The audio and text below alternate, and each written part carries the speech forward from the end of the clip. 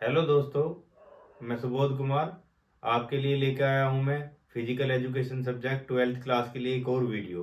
और ये वीडियो आपके लिए बहुत इंटरेस्टिंग होने वाली है। जैसे पहली वीडियो थी, पहली वीडियो में मैंने आपके शुरुआत के जो 5 चैप्टर थे वो कवर कर चुका हूं मैं, और सारे के सारे चैप्टर मैं एक एक नंबर के क्वेश्चंस के साथ आपको समझा चुका हूँ।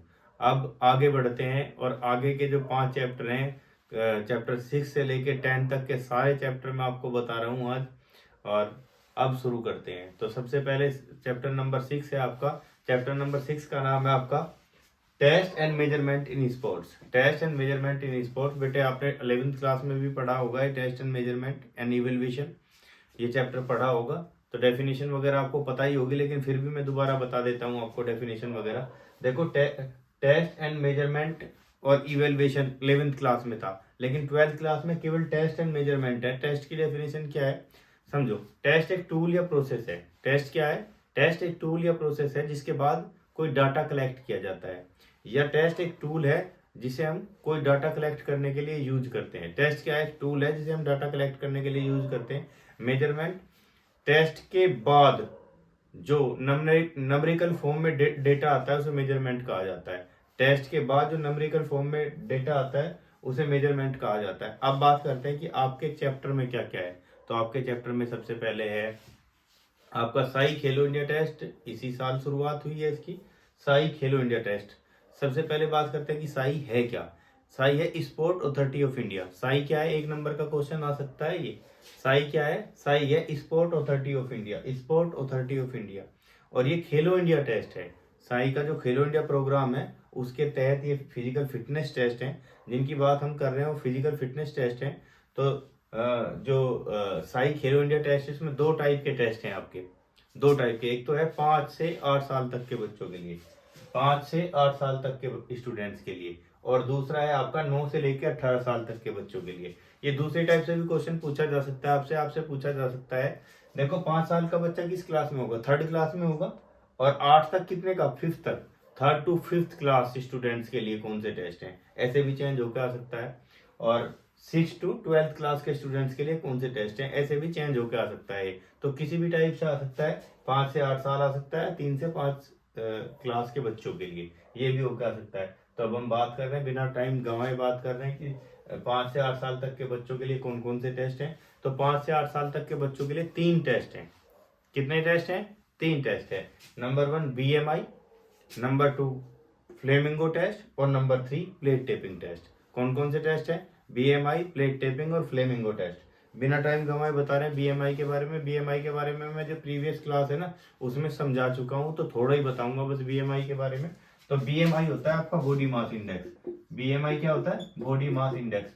इसमें जो बॉडी का वेट है, जो भी वेट है उसे ऊपर लिखते हैं, और जो हाइट है, हाइट इंटू हाइट करते हैं, इसे इसे लिखते हैं मीटर में, और इसे लिखते हैं किलोग्राम में। किलोग्राम में जो भी निकल के आता है उससे हमें पता लगता है BMI का। और BMI की वेट कैटेगरी मैंने आपको बताई थी, फिर तेजी से रिपीट कर देता हूँ। 18.5 से शुरुआत होती है। 18.5 से अगर 24.9 तक किसी का BMI है तो नॉर्मल वेट कैटेगरी में है। 18.5 से अगर कम किसी का है तो अंडर वेट कैटेगरी में है। और अगर किसी का 25 से लेकर 29.9 तक है तो वो ओबेसिटी कैटेगरी में है। सॉरी, ओबेसिटी नहीं, ओवरवेट कैटेगरी में है। और अगर 30 से ऊपर, भाई 29.9 से आगे क्या होगा? 30 से ऊपर अगर किसी की वेट कैटेगरी है तो ओबेसिटी में है 30 से 34.9 तक। और अगर किसी का 35 से और फिर 39.9 तक है तो ओबेसिटी कैटेगरी नंबर 2, और 40 से ऊपर ओबेसिटी कैटेगरी नंबर 3 होता है। तो ये मैं पढ़ा चुका हूँ, फिर से पर एक बार रिपीट करवा दिया मैंने। इसे कहते हैं BMI। तो बच्चे का वेट लेंगे और हाइट लेंगे और ऐसे निकालेंगे उसका BMI, और पता लगाएंगे कि ये ओवरवेट वगैरह तो नहीं है। BMI टेस्ट किस लिए होता है? किसको मेजर करने के लिए होता है? BMI टेस्ट आपकी हाइट और वेट के रेशो को मेजर करने के लिए, हाइट और जो वेट है उसका रेशो पता लगाने के लिए होता है कि कहीं हाइट से ज्यादा वेट तो नहीं है, हाइट के अकॉर्डिंग वेट है या नहीं है, इसलिए होता है आपका BMI टेस्ट क्लियर करवा चुका हूँ। अब बात करते हैं फ्लेमिंगो टेस्ट की। बात करते हैं फ्लेमिंगो टेस्ट की। फ्लेमिंगो क्या है? फ्लेमिंगो पहले समझो फ्लेमिंगो क्या है। फ्लेमिंगो देखो, मैं थोड़ा फास्ट पढ़ाऊंगा आपको तो थोड़ा ध्यान दें आप इस बात पे।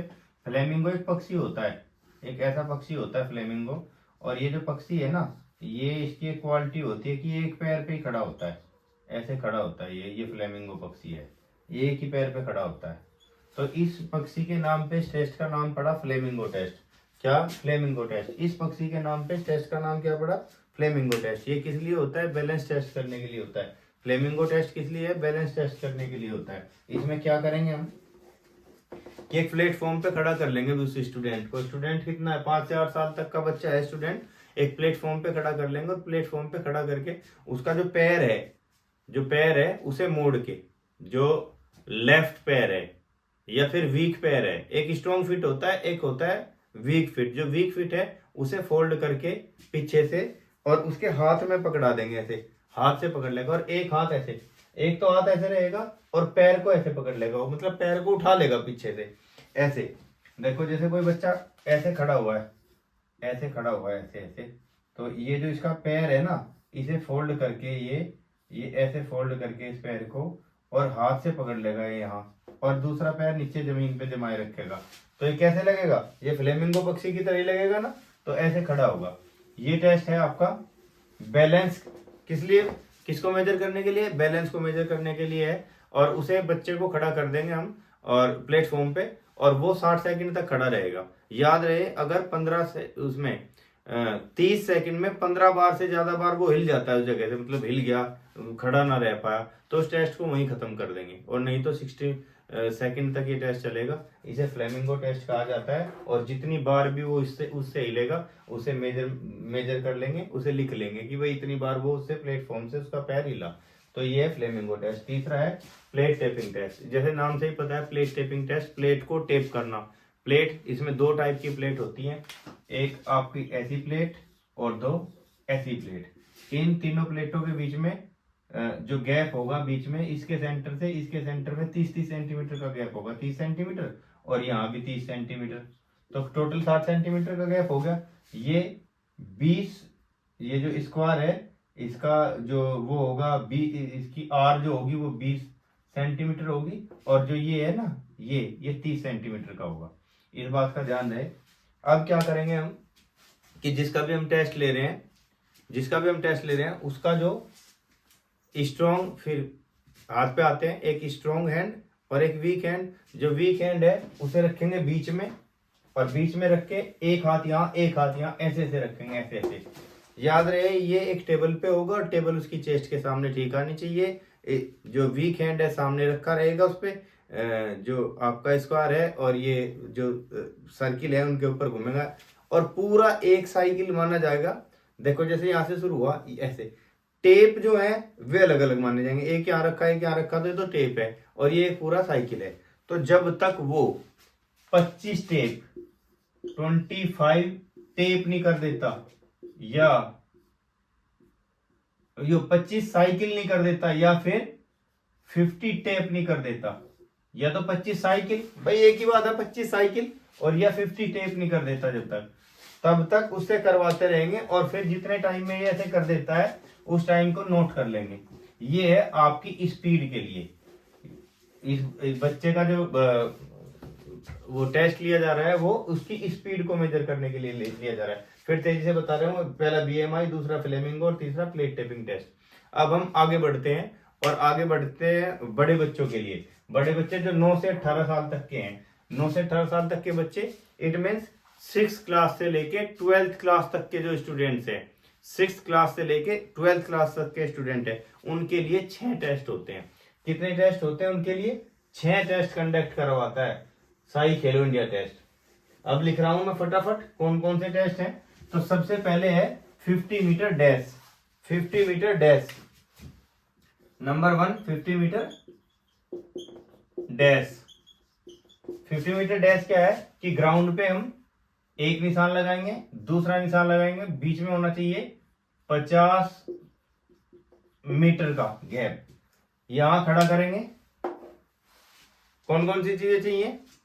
ग्राउंड चाहिए, ग्राउंड पे मेजरमेंट टेप चाहिए और मार्किंग पाउडर होना चाहिए। यहाँ पे उसे खड़ा करेंगे, जो भी वो बच्चा है जिसका हम टेस्ट ले रहे हैं, उसे यहाँ खड़ा करके ऑन योर मार्क सेट और गो कहेंगे। गो कहने पर जितने टाइम में वो 50 मीटर दूरी तय कर लेता है, ठीक, उसे नोट कर लेंगे। ये आपका 50 मीटर डैश, ये क्या है आपका 50 मीटर डैश, ये नोट कर लेंगे। ये किस लिए होता है 50 मीटर डैश? स्पीड मेजर करने के लिए। किस लिए है 50 मीटर डैश? स्पीड मेजर करने के लिए। दूसरा नंबर है 600 मीटर रन या वॉक टेस्ट।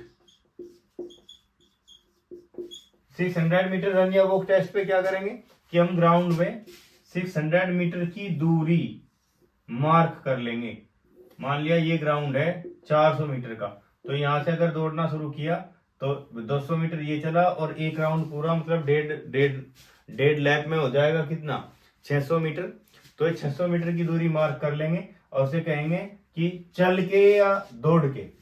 भाई जरूरी नहीं है कि वो दौड़ के पूरी कर ले, क्योंकि कुछ बच्चे दौड़ के पूरी नहीं कर पाते, 400 मीटर में ही गड़बड़ हो जाती है, नहीं चल पाते आगे। तो उससे आगे क्या करेंगे, दौड़ेंगे नहीं वो, फिर चलेंगे, चल के पूरी करेंगे। जितना भी टाइम इसमें स्पेंड कर रहा है उसे नोट कर लेंगे। और ये है इंड्योरेंस को मेजर करने के लिए। ये किस लिए है? इंड्योरेंस को मेजर करने के लिए। 600 मीटर रन या वॉक टेस्ट क्या कहेंगे इसे? 600 मीटर रन या वॉक टेस्ट। अब बात करते हैं सिट एंड रिच टेस्ट की। सिट एंड रिच टेस्ट में एक ऐसा बॉक्स होगा, इस टाइप का एक बॉक्स है। इस बॉक्स पे यहाँ मेजरमेंट होती है 1 2 3 4 5 6। जिसका भी हम टेस्ट ले रहे हैं उसके पैर यहाँ लगवाएंगे, उसे ऐसे करके उसे मुड़ने के लिए कहेंगे और हाथों से टच करने के लिए इस जगह को कहेंगे कि हाथों से टच करो, ऐसे ऐसे झुका देंगे उसे, और हाथों से टच करने के लिए कहेंगे इसे कि इसे टच करें। तो इस टेस्ट का क्या नाम है? इस टेस्ट का नाम है सिट एंड रिच टेस्ट। और जितना भी स्केल पे मेजर आएगा उसे लिख लेंगे। ये टेस्ट किस लिए है? ये आपका टेस्ट है फ्लेक्सिबिलिटी के लिए। किस लिए है? फ्लेक्सिबिलिटी के लिए। फ्लेक्सिबिलिटी का पता लगाने के लिए कि कितना वो इंडिविजुअल कितना फ्लेक्सिबल है, इस बात का पता लगाने के लिए टेस्ट है। अब बात करते हैं टेस्ट नंबर 4 की। Test number 4 partial curl up.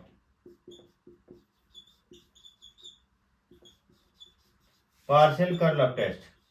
Partial curl up test में क्या होगा कि जिसका भी हम टेस्ट ले रहे हैं, जिस इंडिविजुअल का टेस्ट ले रहे हैं उसे हम ऐसे, उसके पैर ऐसे रहेंगे, ऐसे करके पैर, और यहां से 1 फीट का गैप होना चाहिए उसके पैरों के अंदर, ऐसे।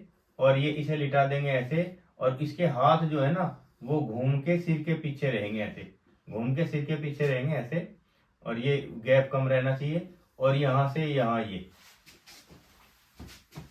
Up down, up down. ये जो एबिडोमिनल मसल्स हैं, ये वाली मसल्स हैं, इनकी स्ट्रेंथ का पता लगाने के लिए, एबिडोमिनल मसल्स की स्ट्रेंथ का पता लगाने के लिए क्या है? Partial curl up test. क्या है? Partial curl up test. पता लग गया कैसे? जितनी बार भी वो कर पाए उतनी बार नोट कर लेंगे, और इसमें 3 सेकंड से ज्यादा का टाइम नहीं लगना चाहिए दोबारा स्टार्ट करने के लिए। 3 सेकंड से ज्यादा, 1 2 और 3, इससे ज्यादा टाइम नहीं लगना चाहिए। जब तक वो कंटिन्यू रख पाता है तब तक नोट करते जाएंगे। और ये एब्डोमिनल स्ट्रेंथ का पता लगाने के लिए टेस्ट कंडक्ट करवाया जाता है। 5वें नंबर का जो टेस्ट है आपका, 5वां नंबर टेस्ट है आपका पुशअप्स फॉर बॉयज और modified pushups for girls.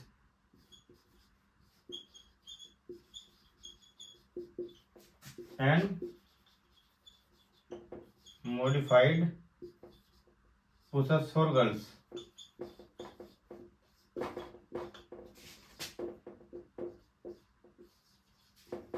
Pushups for boys और मॉडिफाइड पुशअप्स फॉर गर्ल्स। भाई लड़कियों के लिए अलग क्यों? लड़कियों के लिए अलग क्यों? तो मेरी बात सुनो ध्यान से, क्योंकि जो लड़कियां होती हैं उनके जो अपर बॉडी पार्ट्स है, जो शोल्डर की स्ट्रेंथ होती है वो बॉयज से कम होती है।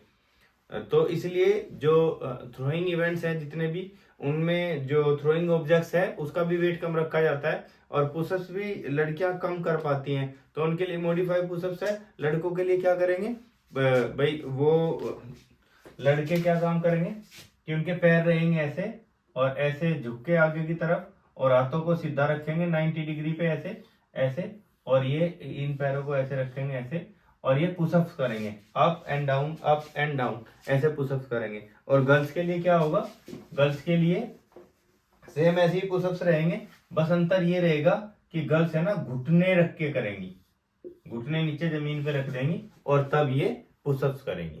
तो पुशअप्स फॉर बॉयज और मॉडिफाइड पुशअप्स फॉर गर्ल्स। अब छठा नंबर रह जाता है, इसमें देखो आप ए और बी डाल के लिख सकते हो, 5A और 5B। 5A में पुशअप्स फॉर बॉयज और 5B में मॉडिफाइड पुशअप्स फॉर गर्ल्स। और छठे नंबर पे आपका है BMI। BMI ये पहले नंबर पे भी लिख सकते हो आप, वहां भी लिख सकते हो पहले नंबर पे। तो BMI है बॉडी मास इंडेक्स। ये पूरा का पूरा जो है ना, ये आपका हो गया टेस्ट एंड मेजरमेंट में। मैंने आपको बताया कि भाई वैसा ही खेलो इंडिया टेस्ट में छोटे बच्चों के लिए अलग टेस्ट है और बड़े बच्चों के लिए अलग टेस्ट है। छोटे बच्चों के लिए 3 टेस्ट है, बड़े बच्चों के लिए 6 टेस्ट है। ये 6 के 6 टेस्ट हो गए। अब हम बात करते हैं BMR की। BMR बेसल मोटा मेटाबॉलिक रेट। तो मैं लिख रहा हूं इस पे, आप उसे नोट कर लो। दूसरे नंबर का जो टेस्ट है वो है आपका BMR। BMR की फुल फॉर्म होती है बेसल मेटाबॉलिक रेट। BMR की फुल फॉर्म होती है बेसल मेटाबॉलिक रेट। और ये बेसल मेटाबॉलिक रेट किसे कहा जाता है, देखो हमारी शरीर जो बॉडी है हमारी, उसे रेस्टिंग में भी एनर्जी की जरूरत होती है। तो जितनी एनर्जी की जरूरत होती है उसे मेटाबॉलिक रेट कहा जाता है। जैसे मान लिया मैं बिल्कुल फ्री हूँ, तो मुझे जितनी एनर्जी चाहिए एक दिन में कैलोरी में होती है वो मेरा BMR है, बेसल मेटाबॉलिक रेट है। तो मेल के लिए अलग होता है, फीमेल के लिए अलग होता है। मेल के लिए 10 गुना बॉडी वेट इन किलोग्राम में, 10 गुना बॉडी वेट इन किलोग्राम में, ब्रैकेट बंद, फिर प्लस में 6.25 इंटू हाइट इन मीटर में, हाइट मीटर में, और फिर ब्रैकेट बंद -5 इंटू एज, जितनी भी उसकी एज है, और फिर प्लस में 5। यहाँ तो प्लस में 5 आएगा बस। और फीमेल के लिए वहां यहाँ माइनस में 161 आएगा, फीमेल के लिए आएगा 161। तो ये बेसल मेटाबॉलिक रेट है, इसे आप यहाँ से देख के नोट भी कर सकते हो। मेरी वीडियो को पॉज करके नोट कर लो आप। ये बेसल मेटाबॉलिक रेट है मेल के लिए और फीमेल के लिए। और अब बात करते हैं हम तीसरा नंबर टेस्ट। तीसरा नंबर टेस्ट है, देखो सबसे पहला टेस्ट तो बच्चों के लिए था, फिर युवाओं के लिए था जो 12वीं क्लास तक के बच्चे हैं। अब जो तीसरे नंबर के टेस्ट हैं वो है सीनियर सिटीजन के लिए। तो इन्हें सीनियर सिटीजन टेस्ट ही कहा जाता है। और ये जो टेस्ट है ना, रिकली एंड जोन्स का सीनियर सिटीजन टेस्ट है। ये भी आ सकता है आपके एग्जाम में कि रिकली एंड जोन्स का जो टेस्ट है उसे बताओ। तो रिकली एंड जोन्स का क्या है, ये सीनियर सिटीजन टेस्ट है, उसमें 6 टेस्ट बैटरीज हैं। 6 टेस्ट बैटरी भी कहा जाता है इन्हें। तो 6 टेस्ट बैटरी है। नंबर 1 पे है आपका chair stand test. Chair stand test पे क्या होगा, मेरी बात सुनो ध्यान से, कि जो चेयर है आपकी वो 44 सेंटीमीटर ऊंची होगी, बिल्कुल सीधी होगी और 44 सेंटीमीटर ऊंची होगी। और जो भी पर्टिकुलर है जिसका हम टेस्ट लेना चाहते हैं, उसके चेस्ट के ऊपर ऐसे हाथ रखवाओ जो कंधों से टच करें दोनों फिंगर, और उसे up and down, up and down, ऊपर बैठना है खड़े होना है, ऊपर बैठना है खड़े होना है। ये टेस्ट किस लिए, ये टेस्ट है आपका लोअर बॉडी की स्ट्रेंथ का पता लगाने के लिए। जो लोअर बॉडी पार्ट्स है उसकी स्ट्रेंथ का पता लगाने के लिए चेयर स्टैंड टेस्ट है। दूसरे नंबर पे arm curl up test. Arm curl up पे देखो, जैसे मान लिया मेरे हाथ में डस्टर ना होके आपका एक डंबल है, और डंबल हाथ में लेके ऐसे करना है, ऐसे ऊपर नीचे ऊपर नीचे। लड़कों के लिए डंबल का वेट होना चाहिए, मतलब जो सीनियर सिटीजन मेंस हैं उनके लिए 8 पाउंड, और जो वुमेन्स हैं उनके लिए 5 पाउंड वेट होना चाहिए इसमें डंबल में। और ये ऊपर नीचे करना है, जितनी बार भी वो कर पाते हैं उसे नोट कर लेंगे। और ये अपर बॉडी पार्ट्स की स्ट्रेंथ का पता लगाने के लिए। ये किस लिए था, लोअर बॉडी पार्ट की स्ट्रेंथ का पता लगाने के लिए, अपर बॉडी पार्ट की स्ट्रेंथ का पता लगाने के लिए। अब chair sit and reach test. Chair sit and reach test में क्या होगा कि वही 44 सेंटीमीटर की चेयर रहेगी, ऐसे जैसे ये चेयर है, ये यहाँ, और ये ऐसे है ये चेयर आपकी, ऐसे ये 44 सेंटीमीटर की चेयर है। और इसे जो पर्टिकुलर है इसे यहाँ इस पे बैठा दिया जाएगा, और ये पैर सीधा कर लेगा, पैर सीधा, और हाथों से पैर को टच करने के लिए कहा जाएगा, हाथों से पैर को टच करने के लिए। अगर टच कर पाता है ठीक है, अगर नहीं कर पाता तो जितना गैप होता है उसे नोट कर लिया जाता है। इसे कहा जाता है chair sit and reach test. इससे फ्लेक्सिबिलिटी का पता लगता है। किस चीज का पता लगता है सीनियर सिटीजन में, फ्लेक्सिबिलिटी का पता लगता है। अब बात करते हैं बैक स्ट्रेच टेस्ट की। बैक स्ट्रेच टेस्ट में गोमुख आसन मैंने बताया था आपको आसन वाले चैप्टर में, कि गोमुख आसन हाथों को ऐसे पीछे लॉक करना होता है, देखो ऐसे ऐसे करना होता है लॉक पीछे की साइड में, तो इसे गोमुख आसन कहते हैं। ऐसे करवाएंगे और हाथों के बीच में मान लिया इतना गैप रह गया तो उसे नोट कर लेंगे। तो ये आपका बैक स्ट्रेच टेस्ट है और इससे पता लगता है आपके अपर बॉडी पार्ट की फ्लेक्सिबिलिटी का पता लगता है कि कितने फ्लेक्सिबल हैं हम ये। और अब बात करते हैं टेस्ट नंबर 5 की, 8 feet up and go test. 8 feet up and go test में क्या करेगा, पर्टिकुलर इसी चेयर पे जो 44 सेंटीमीटर ऊंची चेयर होगी उस पे बैठेगा, इससे 8 फीट दूर, इससे 8 फीट दूर एक कोन रख दिया जाएगा। कोन ऐसा होता है देखो, ऐसा कोन वो रख दिया जाएगा और इसे ऑन योर मार्क सेट कह के और गो कहा जाएगा। तो इसे यहाँ से उठ के आना और इसके चारों तरफ घूम के दोबारा यहीं बैठ जाना है। जितना टाइम स्पेंड होगा वो नोट कर लिया जाएगा। और ये किस चीज का पता लगाने के लिए, इसमें क्या पता लगेगा, यहाँ स्पीड का पता लगेगा कि कितनी स्पीड है इसमें। समझ में आया? ये स्पीड का पता लगाने के लिए 8 feet up and go test. अब 6 मिनट वॉक टेस्ट। अब क्या होगा, जो जैसे हमने इनके लिए किया था ना 12वीं क्लास तक के बच्चों के लिए, ऐसे इनके लिए मार्क कर लिया जाएगा। अब की बार 5-5 मीटर के गैप होते हैं, ऐसे स्क्वायर में चलते हैं। ये एक जगह से स्टार्ट किया जाता है, 6 मिनट तक चलने के लिए कहा जाता है। जितनी दूरी तय कर ले वो तय कर ली जाती है और ये इनकी इंड्योरेंस का पता लगाने के लिए होता है। तो ये फर्स्ट चैप्टर आपका, सिक्स चैप्टर आपका खत्म हो गया। अब 7th चैप्टर स्टार्ट करते हैं। बिना समय गवाए दोस्तों शुरू करते हैं हम next chapter physiology and injury in sports. तो physiology and injury in sports में आपके जो फिजिकल फिटनेस के कंपोनेंट्स हैं ये हैं। फिजिकल फिटनेस के जो कंपोनेंट्स हैं, strength, speed, endurance and flexibility. तो सबसे पहले आपको इसे समझना जरूरी है। 10th चैप्टर में भी आएंगे ट्रेनिंग इन स्पोर्ट्स में, तो इसे समझना जरूरी है। पहले समझो कि स्ट्रेंथ क्या है। स्ट्रेंथ क्या है, किसी भी रेजिस्टेंस के अपोजिट जो वर्क की कैपेसिटी होती है वो होती है स्ट्रेंथ। जैसे मान लिया मैं इसे उठा रहा हूं तो इसके अपोजिट जो मेरे काम करने की योग्यता है उसे कहेंगे स्ट्रेंथ। किसी भी रेजिस्टेंस के अपोजिट जो वर्क की कैपेसिटी वो होती है स्ट्रेंथ। एक बार उठाया ये स्ट्रेंथ है, 1 मिनट में कितनी बार उठा सकता हूं मैं इसे, वो है स्पीड आपकी। मतलब किसी भी रेजिस्टेंस के अपोजिट वर्क करने का जो रेट है, कार्य करने का जो रेट है, जो कार्य करने की जो दर है वो होती है स्पीड। इंड्योरेंस है किसी भी वर्क को सस्टेन रखने की कैपेसिटी, लगातार जारी रखने की कैपेसिटी आपकी इंड्योरेंस है। और फ्लेक्सिबिलिटी है जो आपके जोड़ हैं उनका रेंज ऑफ मोशन, कि कहां तक वो जा सकते हैं, उसे कहते हैं फ्लेक्सिबिलिटी। एक बार दोबारा समझा रहा हूं, ध्यान से सुनो आप। सबसे पहले स्ट्रेंथ की बात कर रहा हूँ। रेजिस्टेंस के अपोजिट वर्क की जो कैपेसिटी है वो स्ट्रेंथ है। स्पीड है आपका वर्क करने का जो रेट है वो स्पीड है आपकी। इंड्योरेंस है आपकी सस्टेन रखने की कैपेसिटी, वर्क को लगातार जारी रखने की कैपेसिटी किसी कार्य को। फ्लेक्सिबिलिटी जॉइंट का रेंज ऑफ मोशन फ्लेक्सिबिलिटी है। अब आपके चैप्टर में है कि ये जो स्ट्रेंथ, स्पीड, इंड्योरेंस और फ्लेक्सिबिलिटी है, इन्हें डिटरमाइन करने वाले कौन कौन से फैक्टर हैं, कौन कौन से फैक्टर हैं जो इन्हें डिटरमाइन करते हैं, ये है। तो सबसे पहले हम बात करते हैं स्ट्रेंथ की, कि स्ट्रेंथ को डिटरमाइन करने वाले कौन कौन से फैक्टर हैं। भाई स्ट्रेंथ कहते हैं आपकी ताकत को, जो ताकत लगती है उसे स्ट्रेंथ कहा जाता है। अब बताओ वो कौन कौन सी चीज है जिससे पता लगता है कि कोई कौन आदमी ताकतवर है, कौन आदमी ताकतवर नहीं है। जिन जिन चीजों से पता लगता है कि आदमी ताकतवर है वो डिटरमाइन करने वाले फैक्टर हैं, फिजियोलॉजिकल फैक्टर हैं वो डिटरमाइन करने वाले।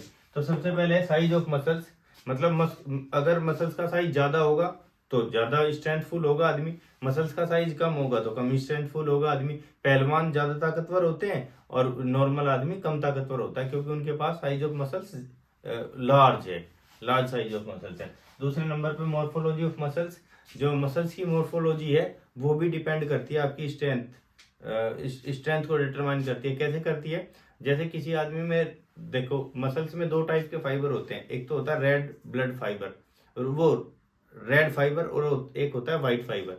व्हाइट फाइबर को कहा जाता है फास्ट ट्विच फाइबर और रेड फाइबर को कहा जाता है स्लो ट्विच फाइबर। अगर किसी में व्हाइट ट्विच फाइबर ज्यादा होंगे, मतलब व्हाइट फाइबर ज्यादा होंगे, तो उसमें स्ट्रेंथ ज्यादा होगी, क्योंकि वो एकदम से ताकत लगा पाएगा ना, तो स्ट्रेंथ ज्यादा होगी उसमें। अब बात करते हैं बॉडी वेट। भाई किसी में 60 किलो वजन है और किसी में 25 किलो वजन है, तो 60 किलो वाला तो ज्यादा पावरफुल रहेगा ही 25 किलो वेट वाले से। तो जो बॉडी वेट है वो भी डिटरमाइन करता है आपकी स्ट्रेंथ को। इंटेंसिटी ऑफ नर्व इम्पल्स, देखो किसी भी वर्क को करने के लिए जैसे मैं इसे उठाना चाह रहा हूँ तो सबसे पहले मेरे ब्रेन से एक मैसेज जाएगा और मैसेज जाने के बाद में मैं उसे उठा पाऊंगा। तो ये ब्रेन से मैसेज जाना और मेरी मसल्स का काम करना, ये इंटेंसिटी है नर्व इम्पल्स की। इंटेंसिटी है नर्व इम्पल्स की, जितनी फास्ट होंगी किसी की नर्व इम्पल्स इतना ही फास्ट वर्क होगा और उतनी उसमें स्ट्रेंथ होगी। ये क्लियर हो गया। अब आगे बढ़ते हैं, कोऑर्डिनेशन ऑफ मसल्स। देखो किसी भी वर्क को करने के लिए डिफरेंट टाइप की मसल्स का कोऑर्डिनेशन होना जरूरी है।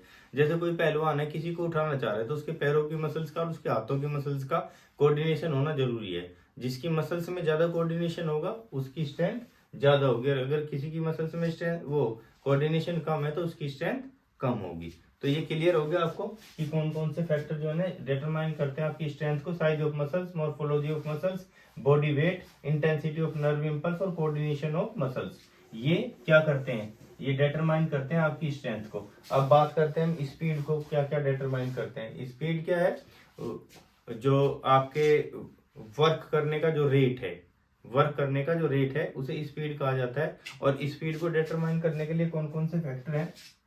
Number 1 explosive power.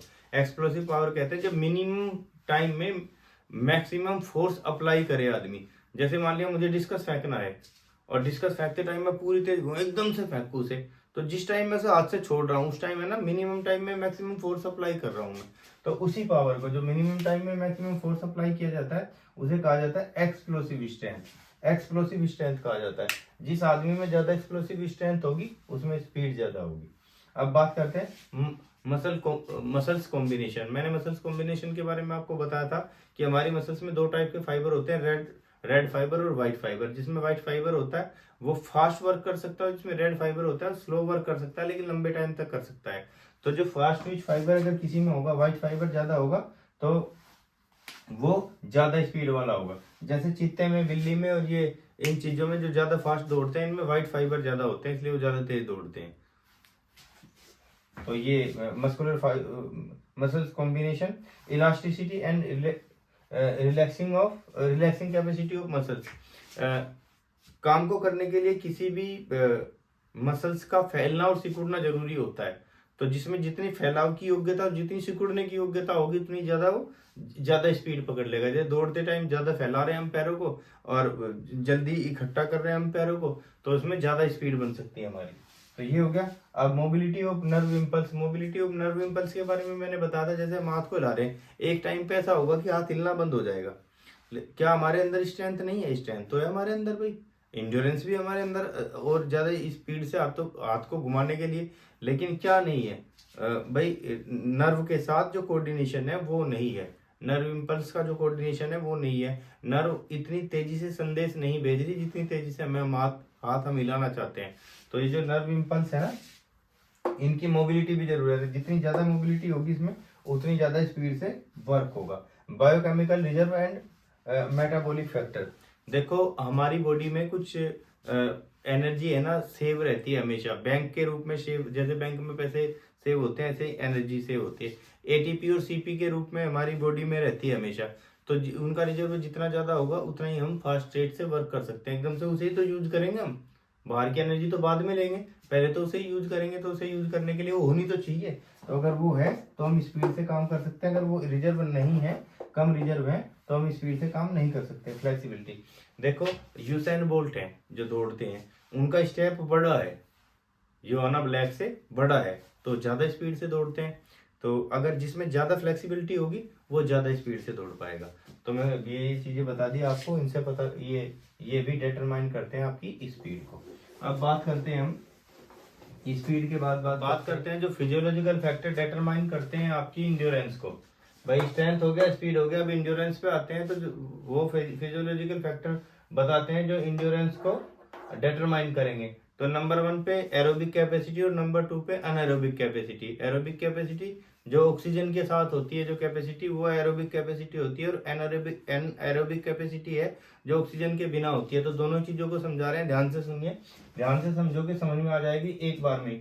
Number 1 aerobic capacity की बात करते हैं। तो एरोबिक कैपेसिटी में बताओ भाई कैसे कैसे कैसे होता है, पहले मैं बताता हूँ। सबसे पहले हम बाहर से गैस के मिक्सचर को लेते हैं, गैस के मिक्सचर को लेके और अंदर पहुंचाते हैं फेफड़ों तक। फेफड़ों से फिर उसे मिला दिया जाता है हमारे उसमें हमारे लंग्स उसे ब्लड में मिक्स कर देते हैं ऑक्सीजन को। ब्लड में मिक्स होने के बाद में हमारा जो हार्ट है ना, वो उन्हें डिफरेंट जगह पे पहुंचाता है जहां भी उसकी ऑक्सीजन की जरूरत होती है और वहां उसका यूज किया जाता है। तो ऐसा होता है। इन इन सारी चीजों को अब बताते हैं कि वो डिटरमाइन कैसे करते हैं, आपके इंड्योरेंस को कैसे डिटरमाइन करते हैं। तो उन्हीं व्यक्तियों की इंड्योरेंस अच्छी होगी जिनकी ये कैपेसिटी सारी अच्छी होंगी, सारी चीजें अच्छी स्मूथली वर्क कर रही होंगी, उनकी कैपेसिटी अच्छी होंगी। तो सबसे पहले बात करते हैं ऑक्सीजन इनटेक।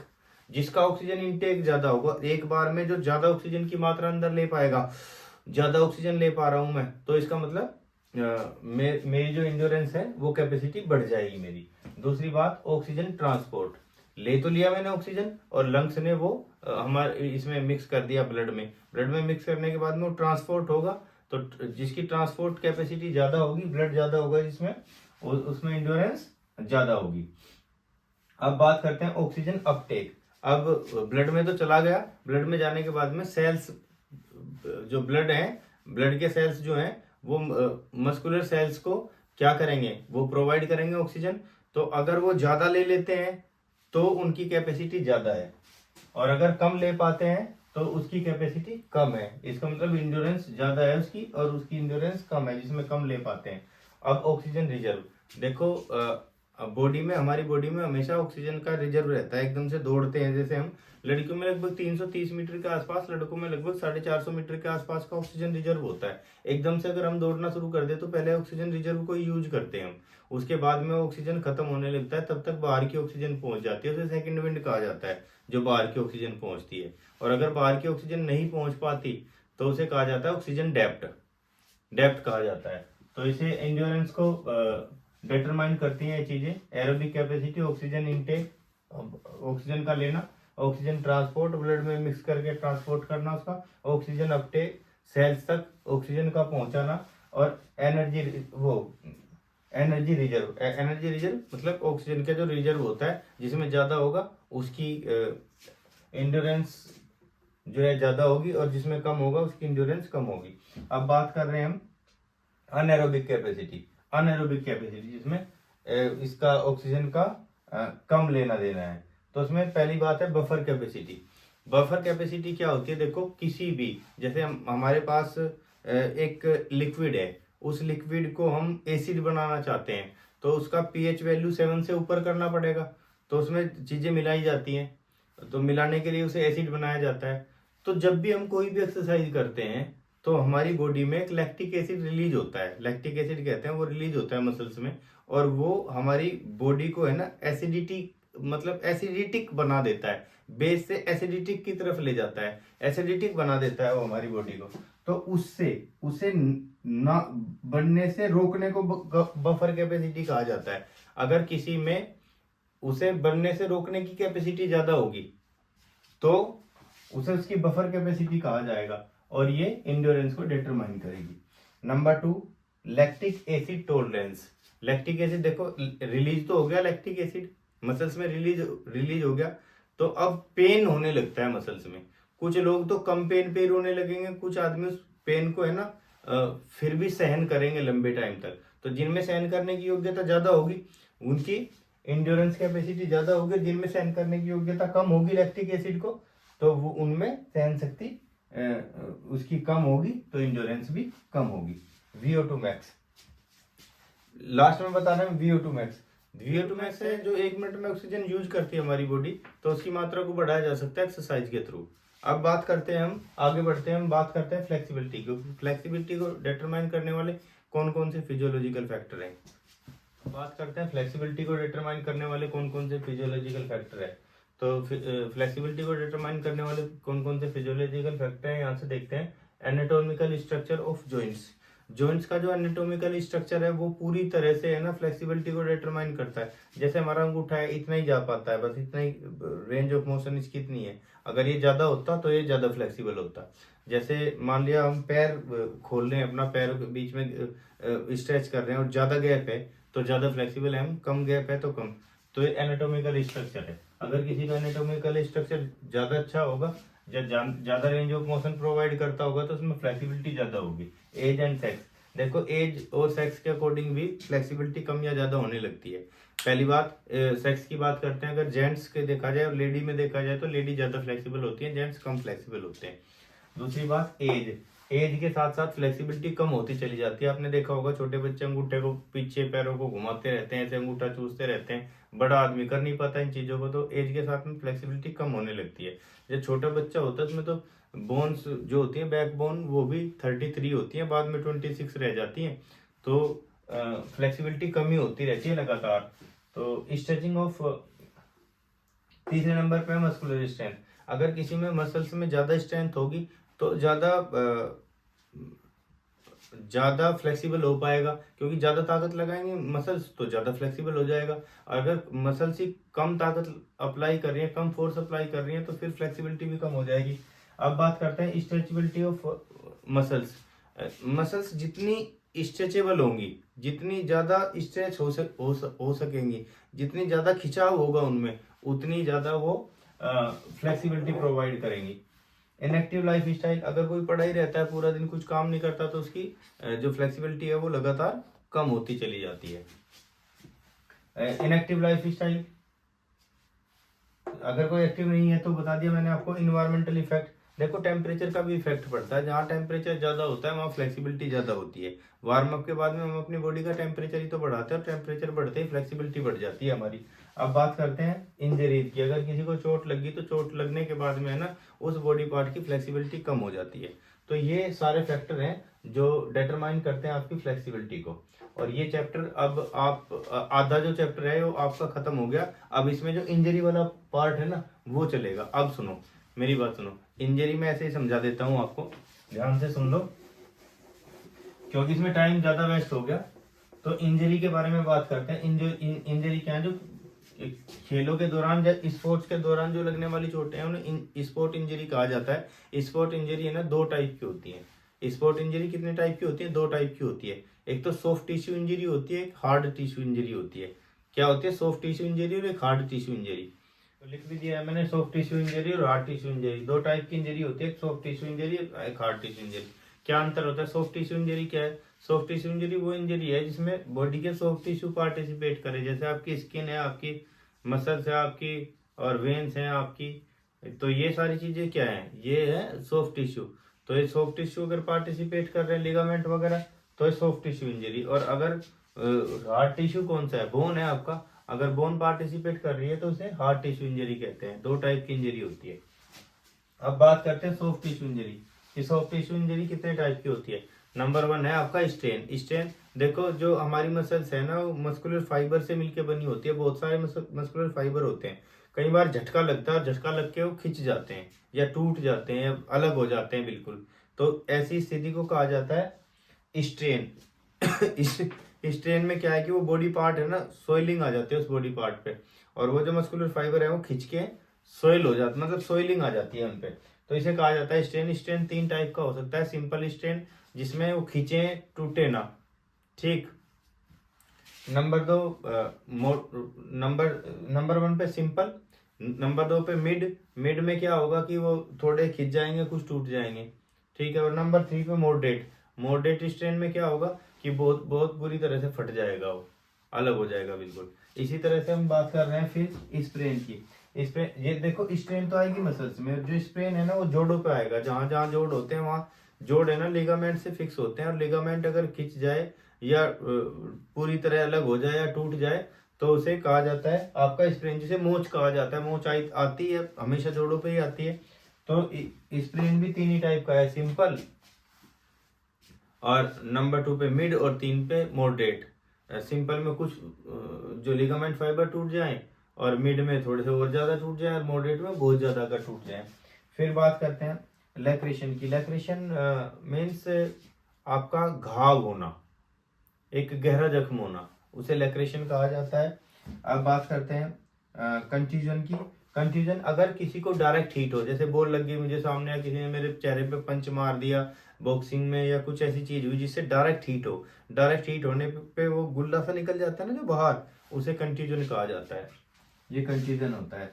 एब्रेशन, एब्रेशन, अगर मैं गिर गया रोड पे और मेरी कोहनी छिल गई या हाथ छिल गए मेरे, तो ऊपर ऊपर की इसमें स्किन फट जाती है, तो उसे कहा जाता है एब्रेशन। और ब्रोसिस है अगर डायरेक्ट हीट हुई और भाई स्किन तो बिल्कुल फटी ना मेरी और ना ये कंफ्यूजन हुआ, लेकिन अंदर है ना ब्लड वेसल्स फट के ना ब्लड रिलीज हो गया, तो ब्लड रिलीज होके कुछ टाइम बाद लाल हो जाएगा, फिर वो धीरे धीरे नीला हो जाएगा और फिर काला हो जाएगा, तो उसे कहा जाता है ब्रूसिस कहा जाता है। तो मैं बता रहा हूँ soft tissue injury, strain, sprain, laceration, contusion, abrasion और ब्रूसिस। स्ट्रेन आपकी मसल्स की चोट है, स्प्रेन आपकी लिगामेंट की चोट है, लैक्रेशन जो घाव हो जाए गहरा वो है, कंट्यूजन आपका अगर फूल जाए तो वो है, एब्रेशन आपका अगर रगड़ लग जाए वो है, और ब्रूसिस आपका जो नील पड़ जाए उसे कहा जाता है ब्रूसिस। अब बात करते हैं heart tissue injury. Heart tissue injury देखो दो टाइप की होती है, एक तो अगर हड्डी टूट जाए वो, और अगर एक हड्डी अपनी जगह से जगह छोड़ दे तो वो, जॉइंट से, भाई जॉइंट से जगह छोड़ दे तो वो। तो जो हार्ट टिश्यू इंजरी वो दो टाइप की है, बोन इंजरी और एक जॉइंट डिसलोकेशन। तो जो बोन इंजरी है वो किस टाइप की होती है उसके बारे में मैं बता रहा हूँ, बहुत फास्टली बताऊंगा आपको। Number 1 simple fracture. Simple fracture में क्या होगा कि दो बोन जो सीधी है ना वो टूट गई लेकिन पता नहीं लगा, जिसे हेयरलाइन फ्रैक्चर कहा जाता है, वो बिल्कुल अपनी जगह पे ही है, बिल्कुल फिट है, तो उसे कहेंगे सिंपल फ्रैक्चर।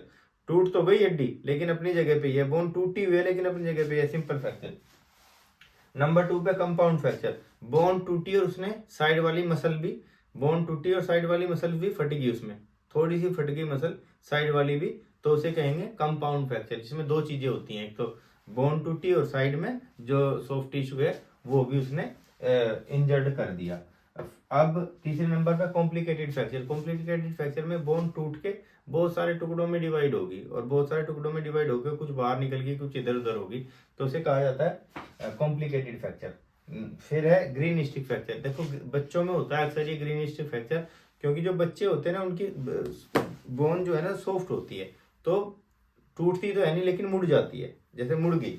देखो जैसे ये है बोन, ये बोन है, किसी बच्चे की बोन है, ये मुड़ गई, ऐसे मुड़ गई लेकिन टूटी नहीं, तो इसे क्या कहा जाता है, ग्रीन स्टिक फ्रैक्चर। क्या कहा जाता है, ग्रीन स्टिक फ्रैक्चर है ये। अब बात करते हैं इम्पैक्टेड फ्रैक्चर। इम्पैक्टेड फ्रैक्चर जैसे चोट लगी, चोट लगने के बाद में मेरे इस पे लगी, स्कल पे लगी चोट, चोट लगने के बाद में मेरी हड्डी अंदर घुस गई, बोन अंदर घुस गई, ठीक है, तो उसे कहा जाता है इम्पैक्ट होना बोन का, तो फ्रैक्चर को कहा जाता है इम्पैक्टेड फ्रैक्चर। और ऐसे भी हो सकता है जैसे ये बोन टूट के ना इस बोन के अंदर ही घुस जाए, तो इसे भी इम्पैक्टेड फ्रैक्चर कहा जाता है। फिर से समझा देता हूँ मैं, फिर से समझा देता हूँ, आप एक बार ध्यान से देख लें। अगर बोन अपनी जगह से टूट तो जाए, अपनी जगह से ना हिले, सिंपल फ्रैक्चर, ठीक है। बोन टूट जाए अपनी जगह से और आसपास की जो बॉडी पार्ट्स हैं उन्हें भी प्रभावित कर दे, कंपाउंड फ्रैक्चर। बहुत सारे टुकड़ों में टूट जाए बोन, कॉम्प्लिकेटेड फ्रैक्चर। और अगर बोन है ना मुड़ जाए लेकिन टूटे ना, ग्रीन स्टिक फ्रैक्चर। और अगर बोन टूट के और दूसरी बोन में घुस जाए अंदर, तो वो इम्पैक्टेड फ्रैक्चर। इस टाइप के होते हैं बोन फ्रैक्चर। अब आगे बढ़ते हैं, जॉइंट्स की जो इंजरी होती है वो किस टाइप की होती है। तो जॉइंट्स की इंजरी दो टाइप की होती है, एक तो आपके अपर लोअर जा डिसलोकेशन, ये जा है ना, ये जबड़ा, कई बार झटका लग के जबड़ा बाहर हो जाता है, तो इसे बाहर होने को कहा जाता है शोल्डर डिसलोकेशन। और एक इसे कहा जाता है लोअर जा डिसलोकेशन, लोअर जा डिसलोकेशन। और दूसरे नंबर पे आपका है शोल्डर डिसलोकेशन। शोल्डर डिसलोकेशन में बच्चों को पकड़ के उठा देते हैं ना, उनके हाथ निकल जाते हैं बाहर, तो शोल्डर डिसलोकेशन होता है। तो इसी टाइप का होता है, कई बार कलाई में से भी निकल आते हैं हाथ, जैसे कलाई पकड़े, आर्म पकड़ के खड़ा कर दिया बच्चा और हाथ आगे आ गया, तो उसे डिसलोकेशन कहा जाता है। ऐसी स्थिति में क्या होता है कि वो लिगामेंट है ना, उनकी लेंथ बढ़ जाती है, उस लेंथ को बढ़ने के कारण ये गड़बड़ हो जाती है। तो ये चैप्टर कंप्लीट हो चुका है, अब नेक्स्ट चैप्टर पे चलेंगे हम। चैप्टर है ये बायोमैकेनिक्स एंड स्पोर्ट्स। पहली बात करते हैं कि बायोमैकेनिक्स है क्या। तो बायोमैकेनिक्स है जो जीव है या ऑर्गेनिज्म है या ह्यूमन है, उसकी स्टडी करना मशीन की तरह उसकी स्टडी करना बायोमैकेनिक्स कहलाता है। अब बायोमैकेनिक्स में क्या क्या चीज़ें हैं इनके बारे में बात करते हैं। तो बायोमैकेनिक्स में मोशन के लॉ हैं, लॉ ऑफ मोशंस हैं, और लॉ ऑफ मोशंस 3 है, न्यूटन के लो हैं ये मोशन के, ये 3 टाइप के होते हैं। नंबर 1 है law of inertia. Law of inertia क्या है, ध्यान से सुनो, आप समझ में आ जाएंगे एक बार में। लॉ ऑफ इनर्शिया क्या है कि यदि कोई बॉडी है ना रेस्ट की पोजीशन में होगी तो रेस्ट की पोजीशन में ही होगी, और अगर कोई बॉडी है ना मूवमेंट की पोजीशन में होगी तो मूवमेंट की पोजीशन में होगी सेम डायरेक्शन और सेम स्पीड में, जब तक उस पे कोई जो एक्सटर्नल फोर्स है ना वो अप्लाई नहीं हो जाता। फिर से सुनो, अगर कोई बॉडी फिक्स है, मतलब कोई चीज रुकी हुई है तो रुकी हुई रहेगी, और अगर वो चल रही है तो चलती हुई रहेगी सेम डायरेक्शन में और सेम स्पीड के साथ, जब तक उस पर कोई एक्सटर्नल फोर्स अप्लाई ना हो। तो ये क्या है, ये आपका लॉ ऑफ इनर्शिया। ठीक, दूसरे नंबर पे लॉ ऑफ एक्सीलरेशन। देखो जैसे कोई ये बॉडी है, ये कोई बॉडी है, ठीक, इसमें कोई मास होता है और इसमें कोई इस पे कोई फोर्स अप्लाई किया जाए तो इसके फोर्स की डायरेक्शन में आगे बढ़नी शुरू हो जाएगी ये। तो इस पे लगाया गया जो फोर्स है ना, इसमें जो एक्सीलरेशन है उसके अनुक्रमानुपाती होता है, मतलब डायरेक्ट प्रोपोर्शनल होता है। अगर इसे बढ़ाएंगे तो ये भी बढ़ेगा, अगर इसे बढ़ाएंगे तो ये भी बढ़ेगा। और इसका जो मास है, इसका जो बॉडी का जो वेट है, मास कह लो, अगर इसके अनुक्रमानुपाती होगा, मतलब इससे अपोजिट होगा, उल्टा होगा। अगर इस मास को बढ़ाएंगे तो ये स्पीड कम हो जाएगी, और अगर इस मास को कम करेंगे तो स्पीड या एक्सीलरेशन ज्यादा हो जाएगा।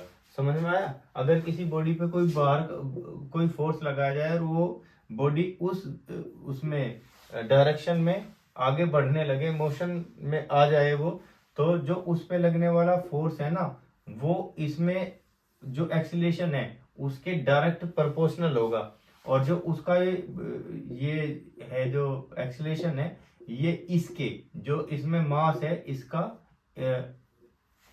मतलब अपोजिट होगा, प्रोपोर्शनल नहीं होगा। अगर मास बढ़ाएंगे तो ये कम हो जाएगा, और अगर मास कम करेंगे तो ये एक्सीलरेशन बढ़ जाएगा। ये है सेकंड लॉ। अब थर्ड लॉ की बात करते हैं। थर्ड लॉ है आपका लॉ ऑफ रिएक्शन। अगर हम किसी भी चीज पे कोई फोर्स लगाते हैं तो वो जैसे मान लिया मैं इसे बोर्ड को एक तरफ फोर्स लगा रहा हूं इस पे, तो बोर्ड भी मेरी तरफ अपोजिट डायरेक्शन में और इक्वल फोर्स लगाएगा। अगर हम कहीं फोर्स लगा रहे हैं तो वो चीज भी हमारे ऊपर अपोजिट डायरेक्शन में और इक्वल फोर्स अप्लाई करेगी। 3 लॉ है न्यूटन के। सबसे पहले law of inertia. Law of inertia क्या है कि अगर हम किसी भी बॉडी को रेस्ट की पोजीशन में है तो वो रेस्ट की पोजीशन में ही रहेगी, और अगर मूवमेंट की पोजीशन में है तो मूवमेंट की पोजीशन में ही रहेगी, जब तक कि उस पर कोई बाह्य बल ना लगाया जाए, एक्सटर्नल फोर्स ना लगाया जाए। नंबर 2 लॉ ऑफ एक्सीलरेशन, मतलब त्वरण का नियम। इसमें क्या है कि अगर किसी बॉडी पे कोई फोर्स अप्लाई किया जाए और वो उस दिशा में एक्सीलरेट हो रही है तो उस पे लगने वाला जो फोर्स है ना उसके एक्सीलरेशन के, मतलब उसके त्वरण के अनुपाती होगा, और उसका जो बॉडी मास है उसके व्युत्क्रमानुपाती होगा। अब लॉ ऑफ रिएक्शन है। लॉ ऑफ रिएक्शन में क्या है कि जब किसी बॉडी पे कोई मतलब उसकी अपोजिट दिशा में फोर्स अप्लाई किया जाएगा तो वो भी उसके अपोजिट दिशा में फोर्स अप्लाई करेगी। ठीक है, इनके एक एग्जांपल दे देता हूं मैं। जैसे लॉ ऑफ इनर्शिया है, जैसे हमने बॉल में लात मार दी तो जब तक उस पर कोई फोर्स नहीं लगेगा तब तक वो रुकेगी नहीं, सेम डायरेक्शन में चलती रहेगी। आप कहोगे कि वो तो रुक जाती है, तो भाई ग्रेविटेशनल फोर्स भी तो है, उसके कारण रुक जाती है वो लगा तो एक्सटर्नल फोर्स ही तो है वो। लॉ ऑफ एक्सीलरेशन में क्या है, जैसे मान बड़ी गाड़ी है उसे आप पुश करोगे तो कम पुश कर पाओगे, और अगर छोटी गाड़ी है कोई तो उसे तेजी से पुश कर पाओगे। और लॉ ऑफ रिएक्शन जैसे बंदूक की गोली है या फिर रोविंग करते हैं या नाव चलाते हैं आगे, तो उसमें ये जो 3 ये लॉ है न्यूटन के, तीनों मैंने आपको समझा दिए। अब बात करते हैं इक्विलिब्रियम की। इक्विलिब्रियम क्या है? इक्विलिब्रियम ऐसी स्थिति है, देखो जैसे ये है, ये मेरे हाथ पे खड़ा हुआ है डस्टर, ये इक्विलिब्रियम है। मतलब जब इस पे लगने वाले सारे फोर्स, इस पे फोर्स लग रहे हैं ना चारों तरफ से, इसे इस तरफ गिराने की कोशिश कर रहे हैं, इस तरफ इस पे लगने वाले सारे फोर्स है ना जी इक्वल टू 0 हो जाए, तब ये बैलेंस की स्थिति में रहेगा। देखो बैलेंस की स्थिति में, और अगर ये ऐसे है तो इक्विलिब्रियम पोजीशन नहीं है। मतलब जब ये बैलेंस की स्थिति में रहेगा पूरा तो उसे इक्विलिब्रियम पोजीशन कहा जाता है। ये इक्विलिब्रियम है। ये दो टाइप के होते हैं, डायनेमिक इक्विलिब्रियम और एक होता है स्टैटिक इक्विलिब्रियम। स्टैटिक इक्विलिब्रियम वो है जब वो बॉडी या वो चीज एकदम फिक्स हो, हिल ना रही हो बिल्कुल भी, तो स्टैटिक। और डायनेमिक में क्या है, जैसे हम साइकिल चला रहे हैं, चलते टाइम ही इक्विलिब्रियम में है, मतलब चलते टाइम ही बैलेंस की स्थिति में है, या हम है ना एक डब्बे को घुमा रहे हैं, उसमें दूध है, वो फिक्स स्थिति में है, तो इसे कहा जाता है डायनेमिक इक्विलिब्रियम। अब प्रिंसिपल बता रहा हूं मैं, कौन कौन से प्रिंसिपल्स हैं जो इक्विलिब्रियम पे इफेक्ट डालते हैं। तो सबसे पहले उसकी हाइट। जैसे गाड़ी है कोई, अब देखते जाओ आप, ये गाड़ी है, इसके ऊपर हमने कोई चीज लाद दी और उसकी ऊंचाई बहुत ज्यादा है, बहुत ज्यादा ऊंचाई है, तो वो इक्विलिब्रियम में होगी? नहीं होगी, क्योंकि उस गिरने के चांस ज्यादा रहेंगे ना। इसलिए गाड़ियों को ज्यादा ज्यादा ऊंची भरी हुई गाड़ियां आपने देखी होंगी गिरी हुई। तो ये जो हाइट है इसकी, मतलब बॉटम से लेके और यहाँ तक जो हाइट है, इसके ऊपर डिपेंड करेगा इक्विलिब्रियम। दूसरी बात, इसका बेस। अगर ये ज्यादा चौड़ी होगी गाड़ी, ज्यादा चौड़ी होगी, तो चाहे ऊंची भी भर लो से तो भी चल जाएगी, और अगर नीचे से छोटी होगी है तो नहीं चल पाएगी। तो इसका जो बेस है वो भी। तीसरी चीज, इसका जो वेट है, अगर इसमें ज्यादा वेट है, ज्यादा वेट वाली चीज ज्यादा स्टेबल होंगी और कम वेट वाली चीज कम स्टेबल होंगी। तो ये जो इक्विलिब्रियम है ये आपका क्लियर हो गया। फिर से समझा रहा हूँ मैं आपको, इक्विलिब्रियम दो टाइप का होता है, डायनेमिक और स्टैटिक। डायनेमिक जब चलते टाइम बैलेंस की स्थिति, और स्टैटिक रुके रुके बैलेंस की स्थिति होती है। इसके प्रिंसिपल्स क्या होते हैं? एक तो हाइट है, कि अगर ज्यादा लंबाई है तो ज्यादा बैलेंस में नहीं है चीज। नंबर 2, आपका उसका बेस, अगर बेस बड़ा है तो ज्यादा स्थिर है, और अगर बेस छोटा है तो कम स्थिर है। नंबर 3 पे मैंने आपको बताया उसका वेट, अगर वेट ज्यादा है तो वो ज्यादा स्थिर है, और अगर वेट कम है तो वो कम स्थिर है। पहले हम बात करते हैं सेंटर ऑफ ग्रेविटी की।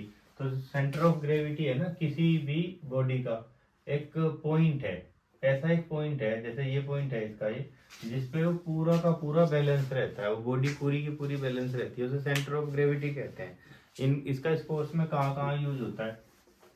देखिए, जैसे कोई पहलवान है और दूसरे पहलवान को पुश करता है वो, तो अपना जो सेंटर ऑफ ग्रेविटी है उसे आगे रख के पुश करेगा।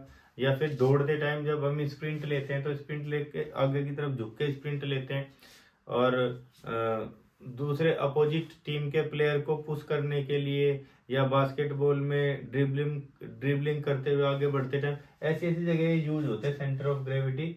ये तो इसमें ज्यादा बताने की जरूरत नहीं है। अब आगे बढ़ते हैं हम, फ्रिक्शन किसे कहते हैं। नंबर पहले समझो कि फ्रिक्शन है क्या। देखो, जैसे ये एक सरफेस है और इसके ऊपर कोई दूसरी बॉडी रखी हुई है, तो दूसरी दूसरी चीज रखी है इसके ऊपर, और हम इसे आगे बढ़ाना चाहते हैं, लेकिन इसे बढ़ने से वो रोक रही है आगे। कोई एक फोर्स है जो इसे आगे बढ़ने से रोक रहा है, तो जो फोर्स है ना जो इसे आगे बढ़ने से रोक रहा है उसे फ्रिक्शन कहते हैं। ये फिर से समझो, ये ऐसा फोर्स है जो दो सरफेस के बीच में उन्हें एक दूसरे के ऊपर गति करने से रोकता है, या एक दूसरे के ऊपर मूवमेंट करने से रोकता है। फ्रिक्शन एक ऐसा फोर्स है जो दो सरफेस के बीच में रहता है, उन्हें आपस में एक दूसरे के ऊपर है ना मूवमेंट करने से रोकता है, तो उसे कहते हैं फ्रिक्शन। फ्रिक्शन होता है दो टाइप का। नंबर 1 होता है आपका स्टैटिक फ्रिक्शन, नंबर 2 है डायनेमिक फ्रिक्शन। देखो, कोई किसी सरफेस के ऊपर दूसरे जो चीज रखी हुई है और उस पर फोर्स तो अप्लाई हो रहा है, लेकिन उसने चलना शुरू नहीं किया, अभी इसके ऊपर चलना शुरू नहीं किया, तो ये है स्टैटिक फ्रिक्शन। स्टैटिक फ्रिक्शन क्योंकि अभी मूवमेंट में नहीं है चीज। और दूसरी बात, अगर हमने किसी पे फोर्स अप्लाई किया किसी चीज पर, उसने इसके ऊपर बढ़ना शुरू कर दिया, तो इसे कहते हैं डायनेमिक फ्रिक्शन। स्टैटिक फ्रिक्शन और डायनेमिक फ्रिक्शन। स्टैटिक फ्रिक्शन का कोई पार्ट नहीं है, डायनेमिक फ्रिक्शन के दो पार्ट है। नंबर 1 तो ये है कि जैसे ये डस्टर रखा हुआ है, इसे मैं पकड़ के ऐसे खींच रहा हूँ ऐसे, तो ये है स्लाइडिंग, स्लाइड कर रहा है इसके ऊपर, स्लाइड कर रहा है, स्लाइडिंग फ्रिक्शन। और दूसरा ऐसे ऐसे रोल रोल करके जा रहा हूँ, तो उसे रोलिंग फ्रिक्शन कहते हैं। स्लाइडिंग फ्रिक्शन और रोलिंग फ्रिक्शन। रोलिंग फ्रिक्शन में जैसे कंचे जमीन पे फेंक दिए जाते हैं तो कंचे चलते हैं रोलिंग फ्रिक्शन में। और स्लाइडिंग फ्रिक्शन में क्या है कि जैसे बच्चे एक दूसरे बच्चे के पैर पकड़ के खींच रहे हैं, वो है स्लाइडिंग फ्रिक्शन। तो ये दो टाइप के फ्रिक्शन है। अब फ्रिक्शन के फायदे और नुकसान क्या क्या है, देखो पहले बात करते हैं। फायदे और नुकसान दोनों एक साथ ही बात कर लेते हैं, क्योंकि ये चैप्टर बहुत जल्दी खत्म करना है। देखो, जैसे हम दौड़ते हैं, दौड़ते टाइम है ना बैलेंस में रहते हैं, ये उसका फायदा है। और हमारे जूते घिस जाते हैं, ये उसका नुकसान है। गाड़ियों के टायर घिस जाते हैं, ये फ्रिक्शन का नुकसान है। ठीक, और कौन कौन सी चीज़ों के फायदे और नुकसान है? देखो, हम छिल जाते हैं, अगर कभी चोट लगी तो छिल जाएंगे, तो इस चीज़ का हमें नुकसान है। और पूरा बैलेंस में रहते हैं, पकड़ के चल सकते हैं एक दूसरे को, तो उसका फायदा है। ये तो फ्रिक्शन के फायदे और नुकसान हो गए आपके। अब बात करते हैं प्रोजेक्टाइल की। प्रोजेक्टाइल क्या है? जब देखो, अगर किसी ऑब्जेक्ट को हम हवा में फेंक रहे हैं तो उसे प्रोजेक्टाइल कहते हैं। उस पर कौन कौन सी चीजों का इफेक्ट पड़ता है? प्रोजेक्टाइल पे किन किन चीजों का इफेक्ट पड़ता है? देखो, जैसे हमने यहाँ से ये इस जगह से एक ऑब्जेक्ट फेंका हवा में, तो इस पे किस किस चीज का इफेक्ट पड़ता है? सबसे पहले एंगल का। अगर देखो, अगर हमने इसे इस एंगल पे फेंका तो ये यहाँ पड़ेगा। ठीक, मान लिया हमने इसे फेंक दिया 60 डिग्री पे, और यहाँ हमने फेंक दिया इसे 30 डिग्री पे, तो भी यहाँ पड़ेगा 30 डिग्री पे। और अगर इसे फेंका जाए 45 डिग्री पे, तो ये सबसे ज्यादा दूर पड़ेगा। तो परफेक्ट प्रोजेक्टाइल एंगल क्या है? 45 डिग्री। परफेक्ट प्रोजेक्टाइल एंगल क्या है? 45 डिग्री। इन चीजों को मैं डिटेल में समझाऊंगा, जो मेरी अलग वीडियोज आएंगी, अलग सेपरेट चैप्टर की वीडियो है मेरी, उनमें मैं इन्हें तसल्ली से समझाऊंगा। अभी क्योंकि पूरा रिवीजन कर रहे हैं, फास्ट रिवीजन कर रहे हैं, तो अभी आपको तेजी में समझा रहा हूँ। तो परफेक्ट प्रोजेक्टाइल एंगल क्या है? 45 डिग्री का। इस पे कौन कौन सी चीजों का इफेक्ट पड़ता है? नंबर 1, एंगल का इफेक्ट पड़ता है, कि एंगल अगर बढ़ा दिया तो कम हो जाएगी, कम कर दिया तो भी कम हो जाएगी। परफेक्ट प्रोजेक्टाइल एंगल है तो सबसे दूर जाएगा। Number 2, primary speed. Primary speed ये है कि जिस टाइम मैं इस ऑब्जेक्ट को फेंक रहा हूँ, तो उस टाइम पे ज्यादा स्पीड में पहुंचा दूंगा। अगर इसे ज्यादा स्पीड दे दूंगा तो ज्यादा दूर तक जाएगा, और कम स्पीड से फेंकूंगा तो ये कम दूर तक जाएगा। तो स्पीड इफेक्ट डालेगी इसके ऊपर। नंबर 3 पे है हाइट, कि किस हाइट से। मान लिया मैं ऊंचाई से नीचे की तरफ फेंक रहा हूँ, ज्यादा दूर चला जाएगा, और नीचे से ऊपर की तरफ फेंक रहा हूँ तो कम दूर जाएगा। तो हाइट भी इसके ऊपर इफेक्ट डालती है। और एक एरोडायनेमिक रूल, जैसे मान लिया हम वो फेंक रहे हैं, जेवलिन फेंक रहे हो, और जेवलिन आगे से पैना नहीं है, हवा को काटते हुए नहीं जाता, एरोडायनेमिक रूल जो है ना उन्हें फॉलो नहीं करता हुआ जाता, तो कम दूर जा पाए। चपटे सरफेस वाली चीजें कम दूर तक जाएंगी, और जो पैने सरफेस वाली चीजें हैं वो ज्यादा दूर तक जाएंगी। जैसे गाड़ियां जितनी भी गाड़ियां होती है वो आगे से पतली बनाई जाती हैं, जिससे वो एरोडायनेमिक रूल को फॉलो कर सके और आगे बढ़ सके।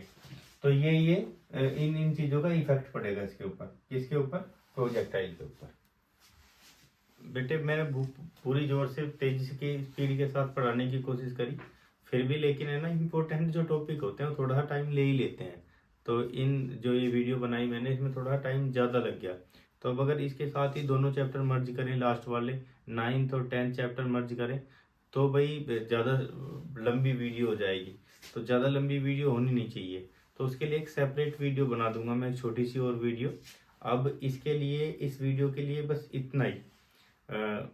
अगर आपको वीडियो पसंद आए तो आप लाइक करें, और आप सब्सक्राइब भी करें, और अपने दोस्तों के साथ भी शेयर करें वीडियो को, क्योंकि जो आप शेयर करते हो और आप सब्सक्राइब और लाइक करते हो, वही हमारा मोटिवेशन होता है। उसके लिए हम इतनी मेहनत करते हैं। तो और अगर इसमें वीडियो में कोई कमी नज़र आ रही है आपको, तो प्लीज़ कमेंट भी करें मुझे। थैंक यू बच्चों, थैंक यू वेरी मच।